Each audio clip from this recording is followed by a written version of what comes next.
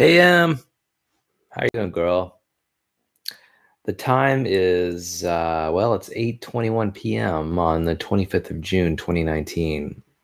How are you doing, girl? I am very pleased that I'm able to take the time out and whew, swelter in the heat. Okay. Here's the thing about my apartment, Em. It gets really hot during the summertime in this apartment. Somehow this building stores heat. It stores heat like you wouldn't believe during the daytime, and it just exhales all that heat all evening long. And so, in this space that I'm in, this living space, it just gets so warm during the late afternoons and evenings, the evenings in particular. So, essentially, I'm basically melting like the Wicked Witch of the West and Wizard of Oz. We'll see how it goes. Um, I do not look forward to this summer when it starts getting a lot warmer. I checked my natural gas bill and it shows me when I use my natural gas during the year. And I'm finding that I use my natural gas the least in the months of July, August, and September. Those 3 months are the hottest months of the year. Now, I have a suspicion that this year in particular won't be that hot, but I can't say that for sure. This year, in fact, has been a little bit oddball in the sense that, from a weather perspective, it's been a lot cooler and wetter than usual. And I really only expect more of the same. So I suspect that this year is going to be pretty mild and temperate. And I'm glad for that. Next summer, however, and subsequent summers after that, I am sort of thinking and that accepting it reasonable the idea that because of climate change, subsequent summers are going to be off the charts in terms of heat. We'll see how that all goes. But I did want to mention that this year's been nice and cool, and but nonetheless, I am looking forward to a pretty warm July, August, September of this year. I don't think things start really getting cool until like Halloween about in October, and then winter happens for me, according to my estimates. Um, I did something interesting today. I went to the grocery store and I picked up 2 cans of sweet potatoes, pre-cooked sweet potatoes in cans. Now, here's the thing. I love sweet potatoes. I really do. But the problem is that these sweet potatoes, well, they're kind of hard to cook. And in the past, I've cooked them by roasting them in my oven, which is fantastic. I can take like 3 pounds of sweet potatoes, maybe even 2 bags at a time, like 6 pounds of sweet potatoes, and just cook them up in one sitting. It only takes about an hour. Really, it only takes about 45 minutes. But if you add in all the prep time and you add in the cool down time, especially, that's probably an hour, hour and a half to cook 6 pounds of sweet potatoes. Stash them in my Glad plastic 1 gallon bags and stick them in the fridge. So yeah, it takes them about an hour and a half to cook 6 pounds of sweet potatoes. But then those sweet potatoes are good in my fridge for like a week. And so I have something to eat that's prepared, that's healthy and good for me. I'm a big sweet potato fan. I think that sweet potatoes, at least in my opinion, are some of the most healthy foods out there.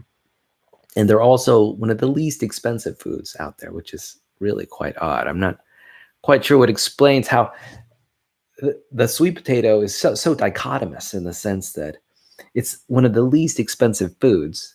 You can buy 3 pounds for like $3. and and it's also the food that's the highest in nutrition out there. I mean, it just bar none. In many respects, I think it beats kale, but maybe not in all respects. I think kale is a worthy contender. But I definitely really appreciate sweet potatoes. And I try to eat as many of them as I can. But here's the thing with sweet potatoes. Even though it's really simple to sort of pre-prepare sweet potatoes, and even though sweet potatoes are really fast to make in the microwave oven, sometimes I'm just not willing to wait that 5 minutes. Because you know what? Here it is with sweet potatoes. That 5 minutes becomes 10 minutes, really, because you got to wait for the sweet potato to cool down and prepare it. Anyway, there's stuff. Now, I like the canned sweet potatoes. It turns out that when the sweet potato companies say that they've put sweet potatoes in these cans and these sweet potatoes are in light syrup, that is really not an exaggeration. That is really light syrup. I just found out today. I mean, I didn't really realize it. It's basically maybe a teaspoon of sugar in the entire can. Maybe even not even that, maybe only half a teaspoon of sugar. So I think it was like an extra 30 calories or something like that. So I'm really pleased to learn that I can potentially get canned sweet potatoes, if I really want to have sweet potatoes in a hurry, And I'm not adverse to eating stuff in cans, vegetables in cans. I know a lot of people have problems with that, and they have problems for good reasons, absolutely good reasons. A lot of that food in cans has got a lot of sodium in it. A lot of those cans they've got coatings of plastics that you don't necessarily want in your body. And if you don't have the coatings, you still have to worry about like iron leaching out of tin cans because of high acid foods and things like that. And who wants to deal with all that? If you don't have to, sure. But I like the convenience sometimes. And sometimes there are foods that I get in tin cans that I have a hard time sort of storing and preparing and making available for my meals. One of them is asparagus. I love asparagus. Asparagus is one of my favorite foods. But here's the thing. I go to a produce store, pick up some asparagus, and for some reason I just have a hard time making that asparagus like the same evening and then having it seasoned and cooked and prepared for the meal that I'm going to have at dinner. For some reason, it just doesn't happen most of the time. And when I do have asparagus, sometimes I fail to prepare it right away and it gets all wilty in the refrigerator. It's just so much easier to have asparagus in a tin can in the cupboard, and I can use it at a moment's notice. To me, that's totally convenient for asparagus. It makes a lot of sense. There's also other foods that make a lot of sense in cans, and that's lima beans. I'm a big fan of lima beans. Believe it or not, I accept it. I'm a big fan of lima beans. Love my limas. Let me tell you, limas are amazing beans, and I want to eat as many of them as possible sometimes. But here's the thing: I've purchased dried lima beans and gotten ready to make them in the pot. And sometimes the lima beans come out too soft. Sometimes they come out too firm. When I use, say, my Instapot to prepare them, that is my electric pressure cooker, I just can't get the limas right. And, I'm making them and then they're hanging out in the fridge and then I don't remember to eat them. And I don't know. It's just so much easier to just reach into the cupboard and get a can of lima beans. So I think that canned foods, particularly canned vegetables, are great. But, it depends on the vegetable, right? So let me tell you, I love my canned asparagus. I love my canned lima beans. And get this, I love my canned beets. I know, I love beets. I'm a lover of beets. Beets have lots of nitrates in them. And they've got, of course, those anthocyanins in them. Really great food. And, but the problem is when I buy beets just in the produce section and I bring that home, I almost never prepare them. Like I never boil them in water or bake them, although I've done that both of those things in the past. It just takes so much time for me to do beets. I guess I could do beets in the microwave, but I'm afraid of splatters and things like that. Because here's the thing about beets. Well, they stain. They stain your countertops, they stain your floors. I have dropped beets on the floor before and have come this close to um, staining my floors with beet juice. Really easy to do. Beets are, let me tell you, the color of beets, it's a problem. So for a man who loves beets, for me to reasonably get beets into my body, it just makes sense to bring them in cans.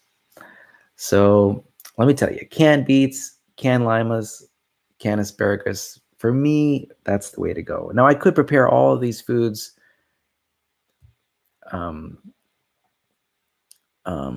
without cans, but it's just harder. It's just a lot harder, and it's just so much easier just to buy cans for those vegetables. I know. I don't eat those vegetables every day, but it sure is nice to have it available.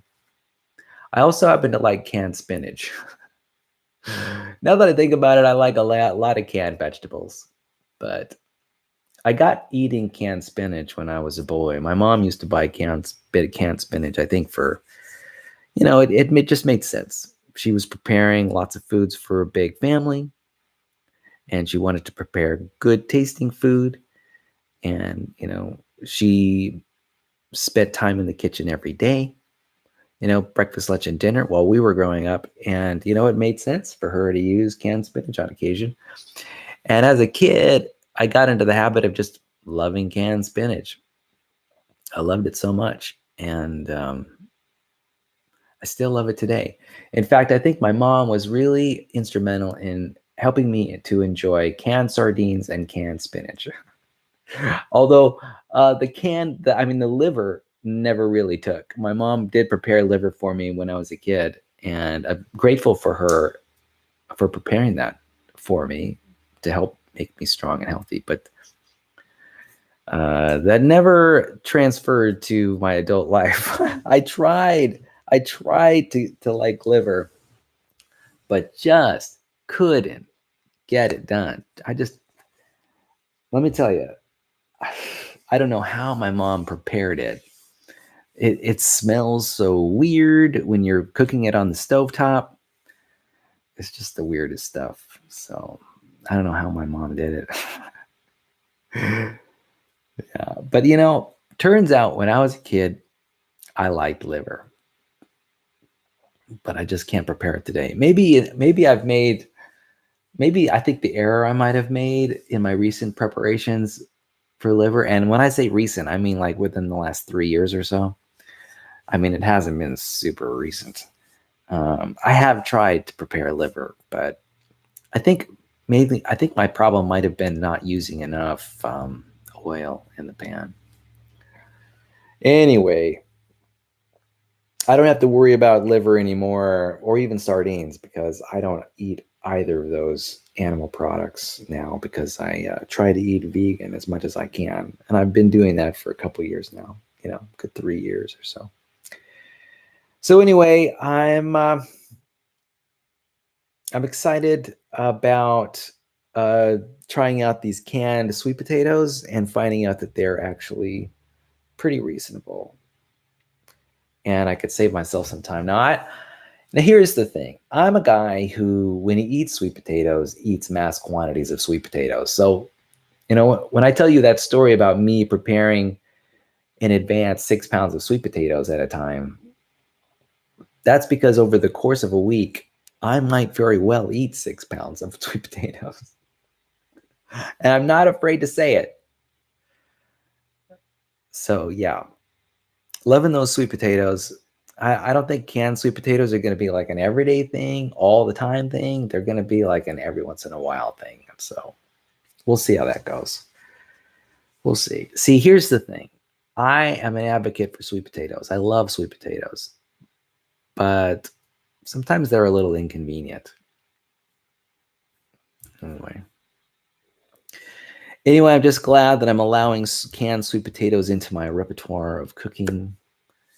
And you know what? I'm finding it really, really warm here in this in my apartment. Dang. What am I gonna do? All right, so I wanted to talk a little bit about all kinds of things. So, I thought maybe we could do something fun. So I've got a box of science trivia here. So maybe we can do some trivia. I'll wow you with my science knowledge. We'll see how it goes. Now, here's the thing. I am a science professional. I've been interested in science for years, and I've taken science classes. Now, that's not to say that I know everything about science. What I actually think is quite interesting about science is how much science has changed since I started college and took science classes 20 years ago. Or has it been longer than that? Let's say I started taking science classes back in 1989, which is about 90. And so it's almost been 30 years since I took science classes. In the last 30 years, there's been a lot of new information that's been coming out in all quarters, in physics and chemistry and geology. And I just need to take all these courses again, really, for me to feel competent in the science arena. Yeah, I definitely need to take biology again and chemistry again and even physics to brush up on all the new stuff. Absolutely. And you know what? I will. One of these days, I'll get back into science and reading about it. I did take a geology class a couple of years back. My focus lately in college has been learning practical skills like working in auto mechanics, working and doing welding, working on the mill and the lathe. And, it's been really practical stuff. So anyway, let's get to the science trivia. So I'm going to say, here we go. I'm going to say the question, and I'll give my best answer. So the question is, oh, dang. My problem is I have to not, oh, shoot. Here's the problem. In my peripheral vision, I can see the answers. Okay, so this is just not going to work. Darn. Oh, well. Yeah, that's not going to work because I'm going to too easily see the answers. Whoops. Sometimes, let me tell you, all of my plans, sometimes they don't all work perfectly. All right, well, maybe I can give it a try. Here we go.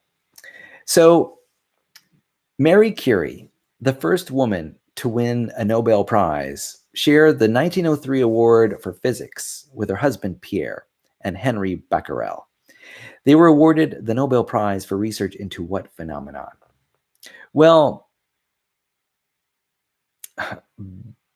Henry Becquerel, what phenomenon?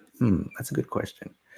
I'm trying to remember why Marie Curie got the Nobel Prize in physics. I mean, specifically, what was the reason? I'm trying to remember what it was. I know it had to do with radioactivity. I'm pretty certain about that.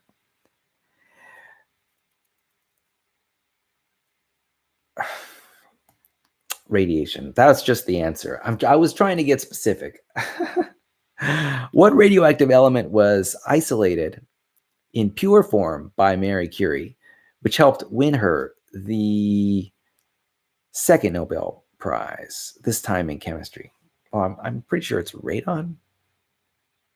Could it be radon? Radium. I think it's radium. Radium, which is different. Radium. Hey, I'm right. Very good. All right. So during World War I, Marie Curie studied radiology, anatomy, and automotive mechanics in order to build mobile radiography units. What were these mobile X-ray machines called? Mobile X-ray machines were called mobile X-ray machines. Mobile X-ray. In fact, today we still call them X-ray machines. Mobile radiography units. I don't know. Mobile radiography units. What were these mobile X-ray machines called? I don't know. Radiometers? Oh, would you get an X-ray machine? Let's see. What were the mobile radiography units called? These mobile X-ray machines. X-ray machines? Radiograms, radiographs, radiograph machines, X-ray machines. I don't know. I'm just going to call it, I don't know. What are they called? X-ray machines. Petite Curies. I had no idea. That is totally new information for me. Petite Curies. I had no idea that there was a name for them. All right, this is beginning to work. Timekeeping. Oh, darn it. I saw the answers. I don't want to cheat here. Oh, gosh. Okay, here we go. Warfarin was first used commercially in 1948. What was it originally used for? Warfarin. Oh, I think it's a rodenticide. Rat poison. Yeah. Warfarin is now used to treat and prevent blood clots. It works by reducing the body's ability to use vitamin K to make blood clotting proteins. Wow. Where in the body are these proteins made? Well, that's a really good question. Well, the blood clotting proteins, if I can remember, it's I'm really having to pull this out of deep memory here. But let's see. The blood clotting proteins. Well,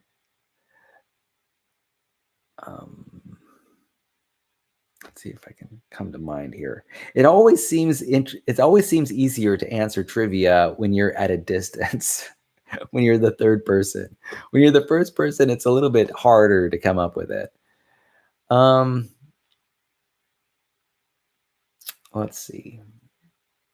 Well, I'll just go through there's the hemoglobin, there's red blood cells, white blood cells, chloroplasts are there, plant cells, or organelles within plant cells. Let's see, but it's something like that. It's something like, well, fibrinogen. I don't know. Maybe I know that is an important component in blood clotting.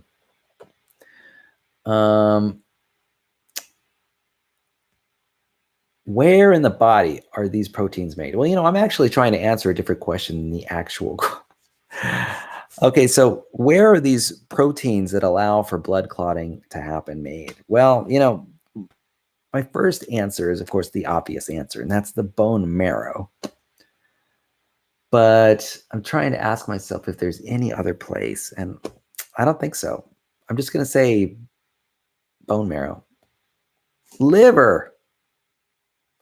Oh, I didn't know that. It works by reducing the body's ability to use vitamin K to make blood clotting proteins.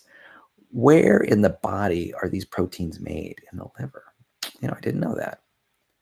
What's another name for vitamin K? Oh, golly, that is a question I do not know the answer to.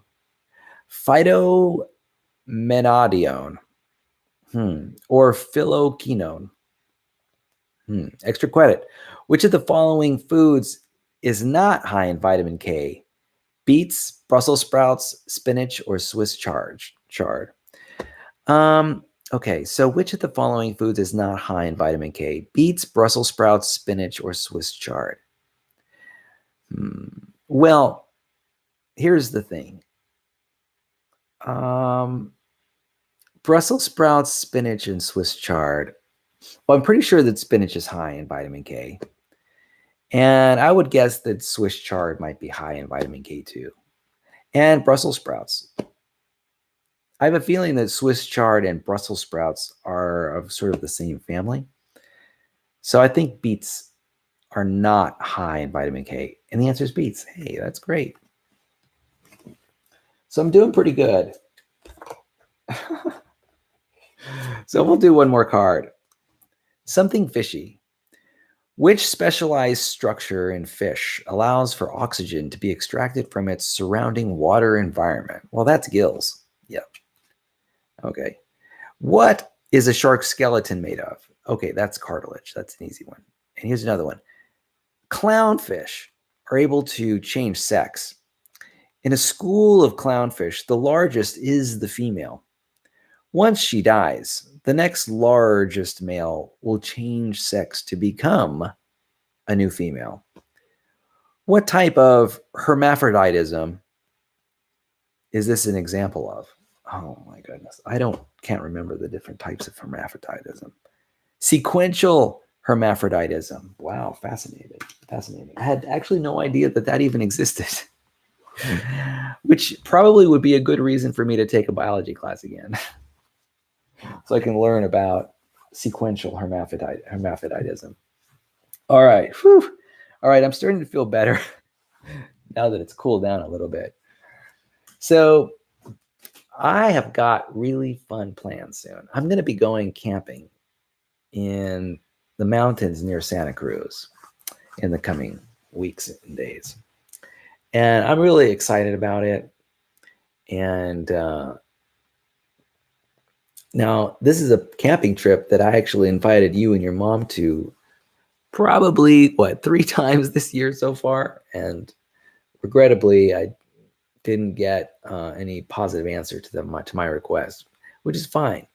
I'll just have to enjoy my time at the campground with like the other 100 people that will be there. Although I really honestly did uh, sort of enjoy the idea of you and your family coming along with me. That I think would have been a wonderful thing. And, I think it is somewhat regrettable that you've decided not to attend. But anyway, I'm pretty sure I'll have an amazing time myself. In fact, pretty sure would be an understatement. Because let me tell you, here's the thing about me and groups of people. I really am a lover of conversation and connection with others, and being here with, being in the mountains and hanging out with my friends all for like forever at a campground just sounds like so much fun to me. I know, I'm just gonna have a blast. I One of the things that I was concerned about was that my electronic gadgets would sort of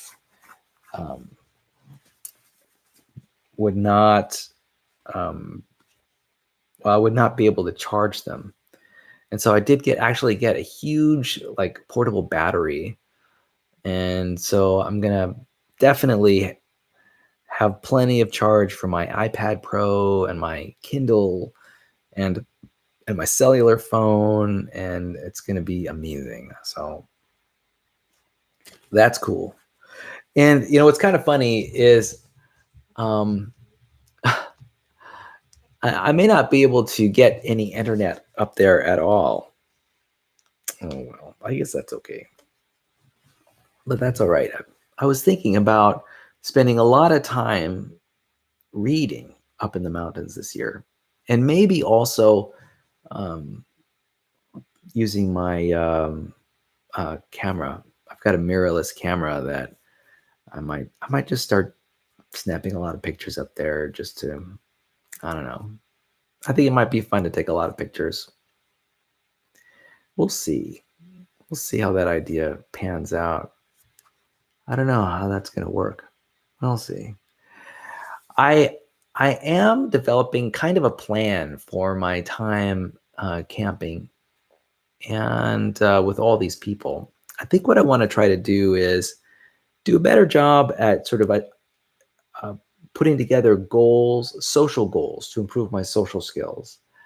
I want to improve my social skills. I want to improve my I think in particular, I want to improve my gregariousness and my ability to hold conversations for long periods of time, interesting conversations. I want to be able to sort of captivate others. Um, and I also want to be able to, how should I say? Well, I want to have enjoyable conversations. I know these are like the goals, the ideal goals. Let me tell you, I'm a wonderful conversationalist, but I sometimes my conversations kind of drop off unexpectedly. Like after 5, 10 minutes. Um, it doesn't always happen. Sometimes I'm able to draw out wonderful and interesting conversations and go for hours. 1, 2, even 3 hours is not unreasonable for me. But sometimes I do drop the ball and I want to do better at sort of recovery during conversation. And so there are a few things that I'm thinking about improving in my conversational skills. Number one is I want to be a better leader in a conversation. I want to sort of not only draw out the other, but I also want to sort of satisfy each of our needs somehow in a more satisfactory way by changing the environment, making it the whole conversation easier for all of us. I want to just be a better leader in terms of helping conversations flourish and satisfying needs of myself and the other. And also, just I don't know. I want to do better. I want to have more enjoyable conversations, and I want them to be more varied in like place. I was thinking about sometimes I'll have a conversation and it'll be in a certain place, and that place will somehow turn sour for some reason. Like the sun begins to shine on us, or there's a lot of sound in the area suddenly, or maybe I want to get a snack in the middle of a conversation, but I don't want to halt the conversation. Or, I think sometimes what happens is two people, when they hold a conversation, after a while, maybe 10, 15 minutes, maybe not even that, but then there's a reason to leave and split. Now that can be great, but I'm thinking about figuring out a way to just sort of have both of us hop to different places while in the same conversation. Like, maybe I'll invite them to go get a drink somewhere in the middle of a conversation because I'm thirsty, instead of stopping the conversation, halting it, and just getting a drink all by myself. See what I'm saying? I'm thinking about coming up with some kind of joint activity where the conversation doesn't stop. I want to keep it going. I want to keep the hangout going. Instead of having the conversation stop because, say, maybe I'm hot or I need a break, maybe I could come up with some way to just sort of prolong the discussion, but in a different venue, while getting a snack, while doing something like that. Maybe while getting a Coke or something, or maybe taking it to another place, like going to a river or doing some joint activity together, making a request, just so that I can prolong the conversation. I think, you know what, that's just what I want to do. I want to prolong conversations. I want to soup up, make them a little more enjoyable for them and me. And I just want to, wouldn't it be neat to have this goal where I'm like in a conversation with one person or two people or even a group of people for like 4 or 5 hours as we move through the day and we do things jointly together? I mean, that just sounds amazing. I think what I want to do is I want to raise the quality level of my conversations. And I want to turn them into day-long activities. Yeah. Or I know it sounds weird. It actually doesn't sound weird to me.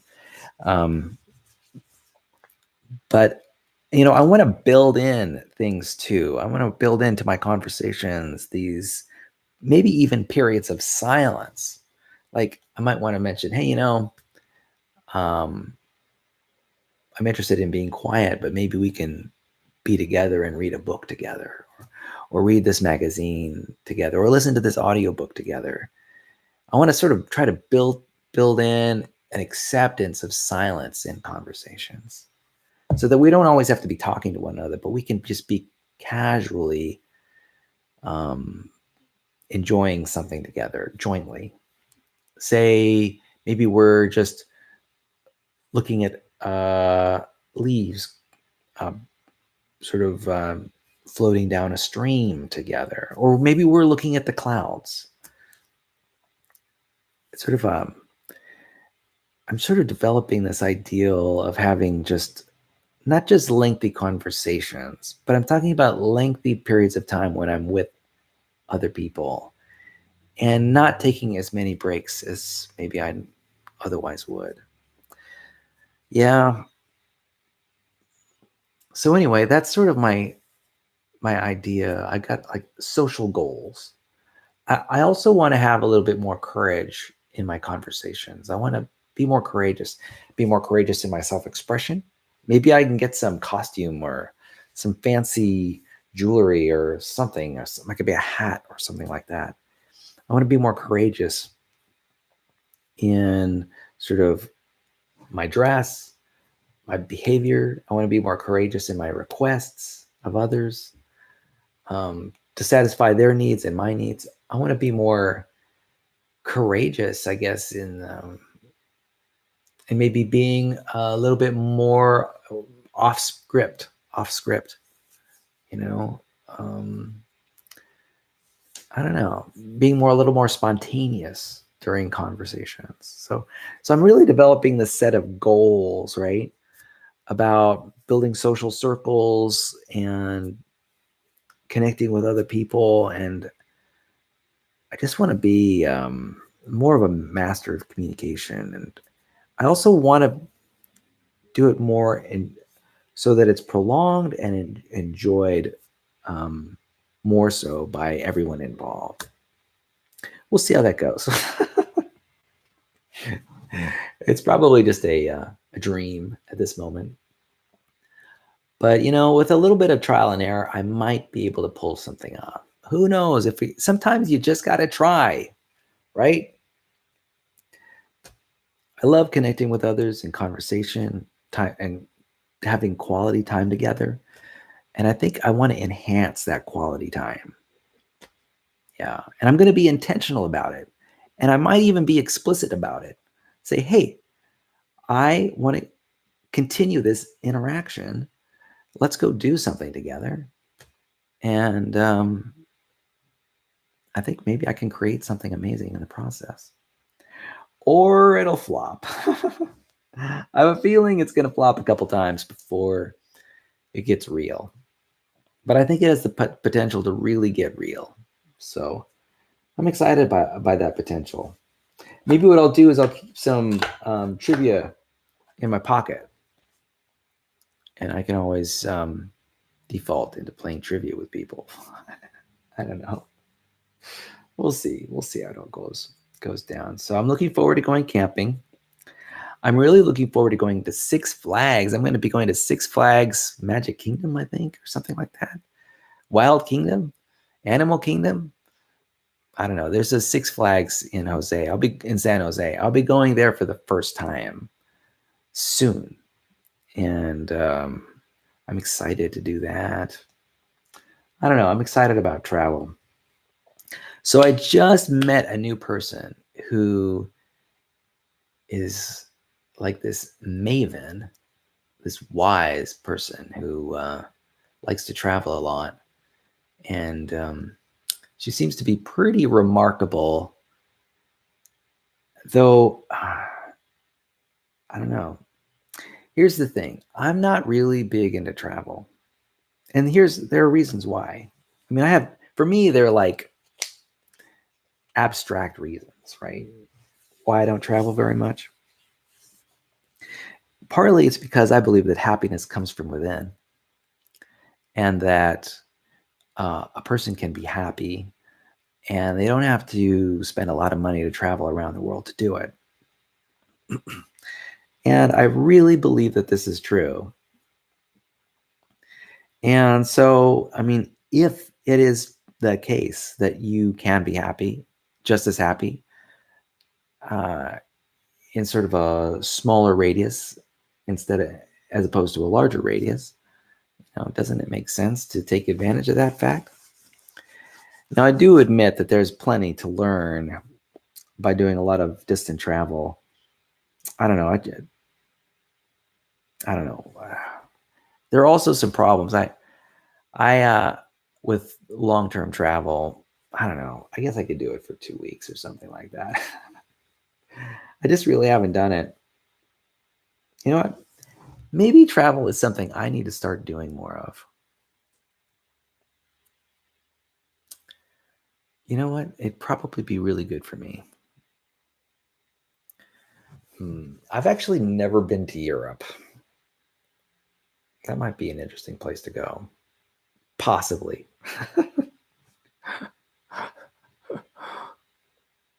Yeah. So that's definitely one of my weaknesses in terms of my life experience. Hmm. Well, Emily, I know, Emily, you've traveled a lot. Maybe you can tell me about how to do it. No, I'm sure I could figure it out pretty quick. I'm a quick study. It just hasn't been a priority for me. I'd much rather lose myself in a book, lose myself in a TV program, lose myself in a YouTube video. But I know it's not the same. Here's the thing, too. There's actually a lot of things to see locally. I mean, there's so many hikes I haven't been on, so many bodies of water I haven't been near. There's so many places to go here in Southern California. I mean, there's a ton of places to go. I mean, I haven't been to San Diego in a long, long time. I haven't been to Yosemite National Park in a long, long time. I haven't been to a lot of places in a long, long time. I haven't been to Fresno in a long, long time. Haven't been to Bakersfield in a long, long time. I'm just kidding. I don't necessarily have a really strong desire to go to those places. But there are a lot of places I could be going locally that I'm just not. Let me tell you what, I've just been enjoying my time in LA and in Los Angeles. I travel to Los Angeles all the time, and I find it interesting and exciting every time. I'm always learning. There's so much to learn. And that's just me and Southern California. There's just so much stuff out there. I don't know. The world is a big place. Emily, something I've been thinking about doing lately is actually going on a cruise. I checked the prices for cruise ships, going on like a 3-day cruise or something like that. Very reasonable cost. And, it strikes me that the people who go on cruises are open to meeting other people who are on cruises too. I think if I go on a cruise, what I'd like to do is go on a themed cruise. There has to be some kind of, I think a theme would be really good for me, like a dancing theme or a science and exploration theme, an education theme. Some kind of theme I think would be really helpful. Just going on a basic cruise, I don't know. I may not be that into it. We'll see. Life, this world is a big world, and life is a big life. I know.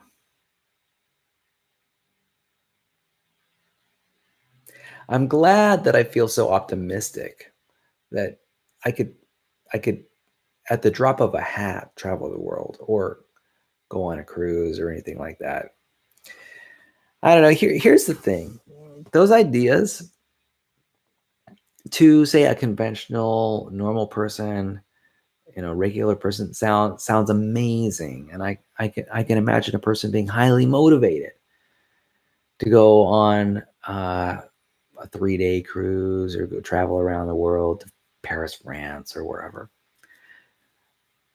But for me, what really gets me going, what really gets me excited is camping trips with 100 people, the sort of like connecting with people, with real people.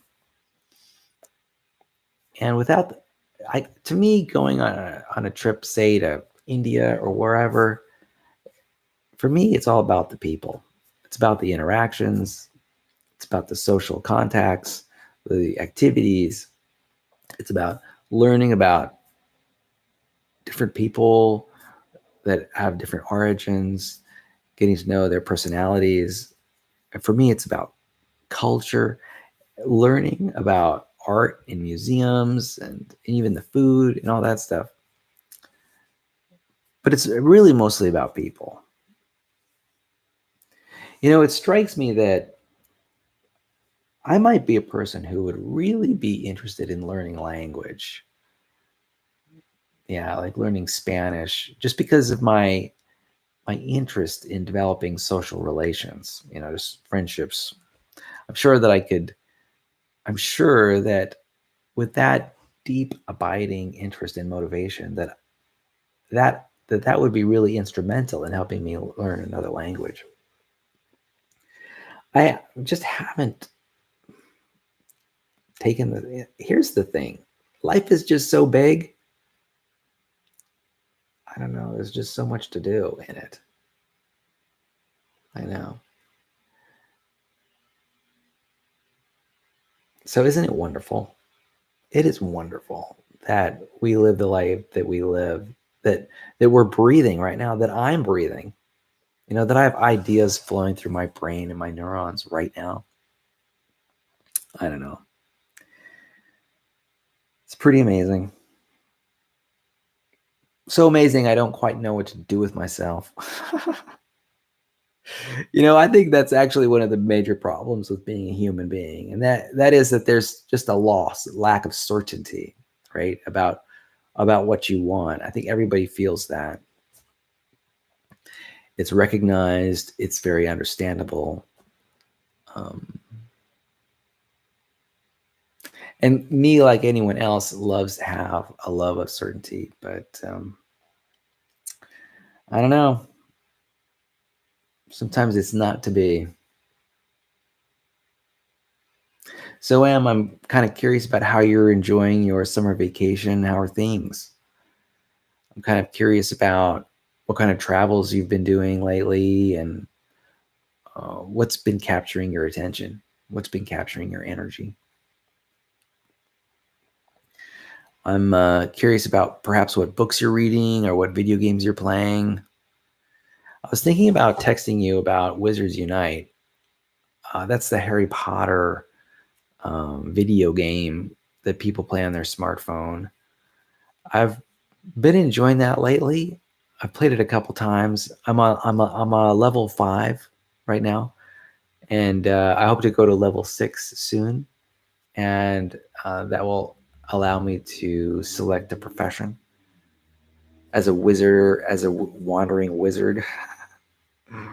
I'm realizing that these smartphone video games that use virtual reality, like Pokemon Go and Wizards Unite, are really just fancy pedometers. I'm realizing now that, it's just a fancy pedometer. I mean, the more I walk, the more points I get, the more levels I achieve, the more the more things I collect, the more goals, the more missions I finish. It's really just a pedometer. It's all about getting you out of doors. And I'm glad to know that. Yeah. So let's see what's going on with me right now. Things are really going good in my life. I know recently I've been talking to you about, I think I talked to you yesterday about state and state management, state change.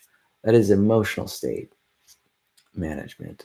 And how much power you receive when you start to take control of your states, and particularly when it comes to triggering anchors and things like that, and how you can get some control over your thought processes by controlling your state, and your emotional processes by controlling your state.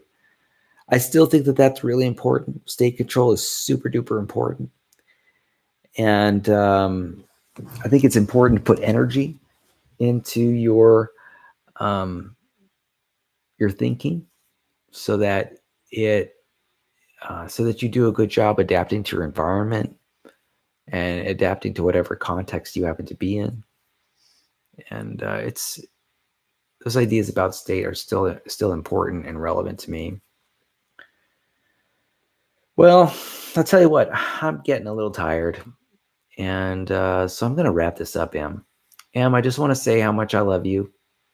I just want to say that I love you, and that I love you very much. And hope you have a wonderful rest of the week. I'm preparing a letter that I'll be sending to you probably tomorrow morning. That is when I'll be putting the letter in the mail. You may not be receiving it for another 3 or 4 days, but anyway, I hope you're doing well, and I'll talk to you later, okay? I love you, girl. Bye-bye.